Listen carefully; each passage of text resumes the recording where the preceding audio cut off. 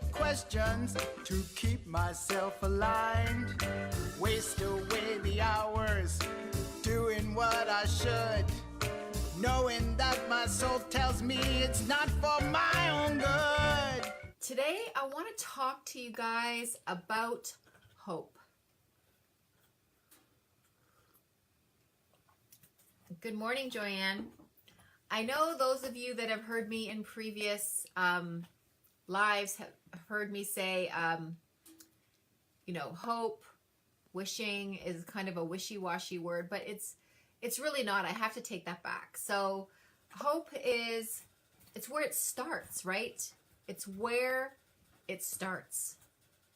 And then we turn it into a desire, a yearning, a wanting, a craving, but it has to start somewhere. And it starts with hope. Starts with hope. And good morning, Jessica. So people get diagnosed all the time with different things. So I'm gonna just start there with hope, because that's a really great way to illustrate this. So, they'll get diagnosed with something. They'll be told that there's no cure. I hear this all the time because I work with people with symptoms of fibromyalgia, if they don't already have full-blown fibromyalgia, but with symptoms of it, or full-blown. And they come in and they're like, it's just going to get worse, and I'm taking all these pills and nothing's working, and I'm just going to, my life is over. And some of them have given up hope so much that they're becoming suicidal. They're talking about ending their lives. So when you've been told something like this, I know this is the moment where you have to find hope, because you need to shift and not listen to those words. You need to shift and think of the completely opposite outcome. That your life is going to be amazing, and it is going to be long, and you are going to be healthy, and you have to fill yourself with that hope, and that hope will feed the desire, okay? You have to refuse to listen to anyone with low aims for you. Fault finders, people who want to tell you the reality of things, right? It's so good that you have that hope, but I really need you to face the reality. Why? No, you don't. Because facing that reality is going to make that reality happen. So no, you don't have to face that reality. If it's coming, it's coming. But miracles happen all the time. Just go outside. Look around at all the miracles. They're happening all the time. So so there's this poem by Michelangelo that was written in the 14th century. The greater danger for most of us is not that our aim is too high and we miss it, but that it is too low and we reach it. Good morning, Aaron. The greater danger for most of us is not that our aim is too high and we miss it. It's that it's too low and we reach it. Okay? So the danger is having no hope. It's not facing this reality that this person is telling you, this fault finder or this doctor or whomever is telling you. Okay? Your aims are diminished before you can even start. Right? Before you can even start working on them, you allow those people to diminish your hope. So the danger is in not hoping. The danger is for aiming too low. Okay? The danger is in the act of giving up or setting standards of smallness, of no expectations, of low expectations. That's the danger. Okay? You can see people doing it all the time. We've talked about law of attraction, that power of intention, right? We've been talking about that we've been going over this for the last month and a half, we've been talking about these things, right? Never listen to those who wish to influence you with pessimism, right? Never listen to those that wish to influence you with pessimism. And have complete hope in your capacity. Once again, I'm going to keep saying this because I just want whoever's listening to me to say, listen, I get this, because we have this incredible energy inside us that has created everything. Do you think that this energy can't make us well? We made ourselves sick using this energy because we took ourselves there through all the negativity in our lives, through all of that. We took ourselves into this illness. We ate people's negativity through the foods that we eat, is people's touching it with their negative hands. And there's no way we can get around that except to fill ourselves with hope and to always practice self-healing, right? And not be seduced by ridiculous ideas. Just think of those low standards, those low pessimistic ideas as they're just ridiculous. They're ridiculous, right? That there is danger in having, that people tell you, there's danger in having too much hope. Don't hope for that, dear. It won't happen. What? Do you all have somebody in your life? I know I do. Somebody in your life that you will tell them something, right? You'll be excited and you'll say, hey, listen, I'm doing this thing. And they'll be like, did you think about this might happen? Or did you consider that? Maybe you shouldn't do that because of blah, blah, blah. And every time you tell them something, they will squash you like a bug.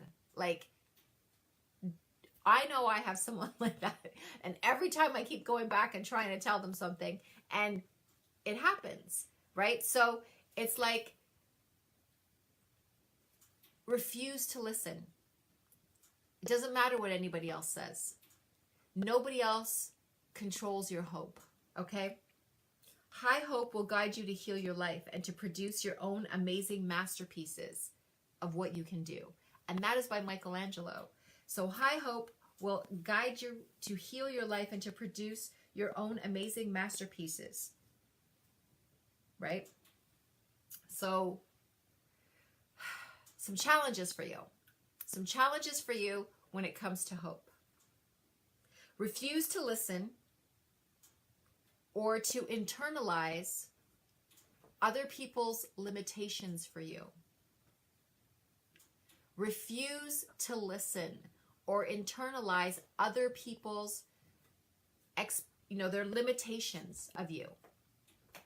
When you argue about limitations, and don't even argue about it, because when you try to argue about it, you are only getting more of those limitations, right? So when you sit there and you try and argue with that fault finder, you've told them something that you are going to create in your life, and they're like, about all the ways that it's not going to work for you, and what you should be careful of, and that might not work, and maybe you should do something else, and don't hope for that.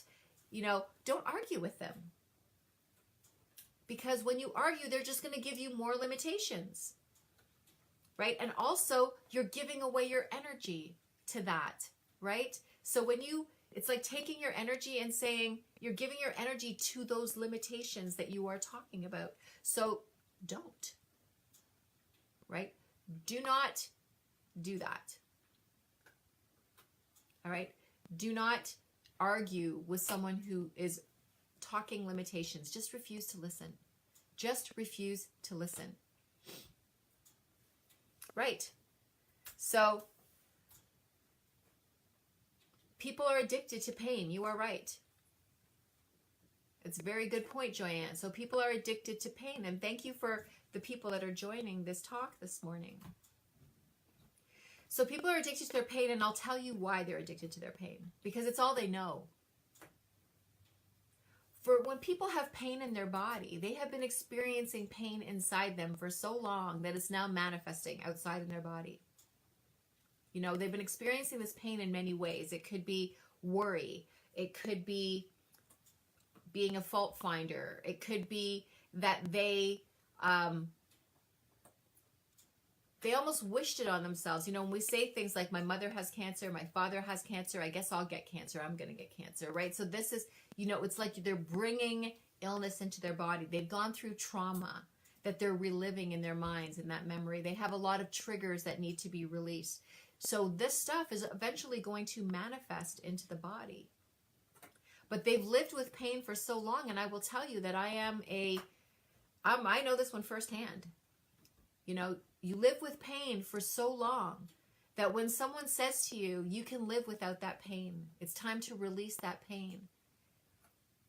It sounds like it's scary because you don't know what that means, right? You don't know what it means to let go of your pain, right? You don't know what your life would be like. What would be left of you? All I've ever been is pain. I remember saying that to my holistic coach, right? The one that was helping me and saving me. And I was like, what do you mean you want me to let go of my pain? I don't even know what that means. All I've ever been is my pain. That's all I know. And to ask someone to get rid of their pain is sometimes like asking them to saw off an arm. It's that embedded in them. Right? I need to see your mother, Joyanne. You need to send your mother to me. Okay? So you have to be compassionate of that as well in other people, because they just don't know what that meant. And I know that when I was being spoken to, Aisha, your life can be different. You need to give up that pain. We need to move past the pain. You need to drop the past. And I thought, I am my past. I am my pain. And if you take that away from me, there will be nothing left of me. I'll just be this pile of goop on the floor. There will be nothing left of me. And I believed that. I believed that. Right? So the moment that I decided to do it, you know, she caught me on a good day one day. The moment that I decided to do it, you know, that was the moment that I met myself for the first time. When I got to know who I was for the first time. When I looked through the eyes of this person that I didn't even know. Right? So she gave me hope because she knew that I could. That there was something amazing in me. And I took that hope and I ran with it. But it was hard. This didn't happen overnight. This happened with her on me and on me and on me until I was like, okay, right? So it took a lot. I mean, clearly I knew there was something. I kept going back, right? I kept going back. I didn't just say this woman's nuts and I didn't go back, right? I kept going back. So there was truth in it. Something inside me knew there was some truth in it, but I was full of fear. So I hear this all the time from people when they say, you know, these people are just addicted to their pain. They don't know anything else. They don't know anything else. You're asking them to step somewhere that they've never been. And it's scary as shit. Like, it is scary. It's scary to hope for them. There's fear of hope. I think that in my practice, I've chosen one of the most difficult